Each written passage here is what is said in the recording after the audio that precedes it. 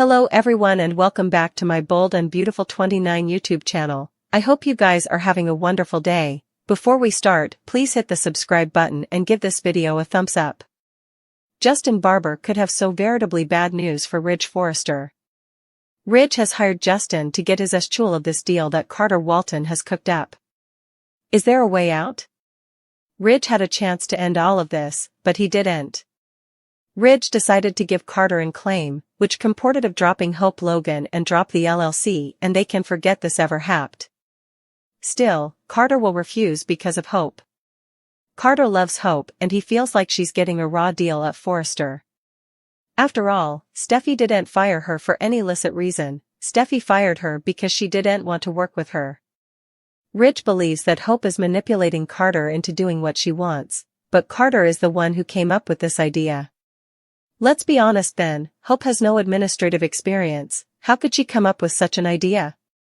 Ridge should know better than to consider this. Ridge knew that Carter was getting fed up, he could see it, and yet Ridge continued to push. Carter doesn't feel valued at Forrester any further than the Logans do, and he's fighting for the sacrifice. Carter wants to make Forrester a place of equivalency, but that just isn't going to be. Indeed, Brooke Logan, who has an administrative position, doesn't have any say-so in what's going on. By now, Hope's status should have come before the board, but rather, Ridge agreed with Steffi and banned Hope from the company. Now he's going to have to fight to get the company back. It seems that Justin will have to regrettably inform Ridge that they're in for a huge court battle unless he can talk Carter into changing his mind. Carter is a veritably good counsel, and he knew not to leave any loopholes in this agreement when he decided to have it inked. Carter simply went to Ridge and took the company. Ridge didn't bother to read what the LLC papers said. Ridge didn't believe Carter would do commodity like this. Still, no bone. Forced Ridge to subscribe those papers, and he did it after he saw Carter's name there. This mess could take times to figure out in court, but Justin doesn't see any other way. Can Ridge get Carter to change his mind? Ridge, doing everything he has to get his company back from Carter. There's no way that Ridge Forrester is going to allow Carter Walton and Hope Logan to run Forrester Creations. This is his family's company and needs to stay in the family. Anytime a Logan has ever taken over, it has been a disaster, so why should this time be any different? Besides, Ridge doesn't like any of Carter's ideas and feels he'll run Eric Forrester's cherished fashion house into the ground. Carter assigned Justin Barber with chancing a loophole to save the company.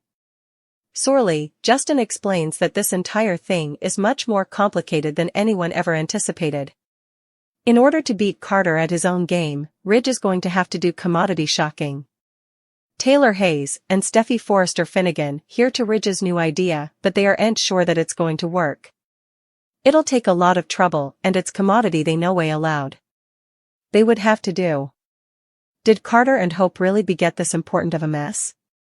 Meanwhile, Carter is stupefied when Hope tells him that Ridge knows everything. He's farther shocked to hear how Ridge learned the verity about what they did.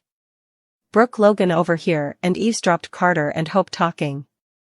She also went to Ridge and revealed the sap. Carter can't believe that Brooke would do such a thing. She betrayed her son in the worst way and made this harder than it ever had to be. Carter and Hope worry about what comes next now that they know that Brooke can't keep her big mouth shut. As Ridge plots and plans at the office, Hope and Carter plot and plan in her little log cabin. They've come this far and aren't about to let anyone spoil their plans to take on the fashion world. Hope Logan to partake intel with Carter Walton. Meanwhile, Ridge Forrester makes a bold move that changes everything. Ridge and Carter continued their battle. Ridge suggested they tear up the LLC papers, draw new bones. Carter can leave Hope, and everything would go back to normal.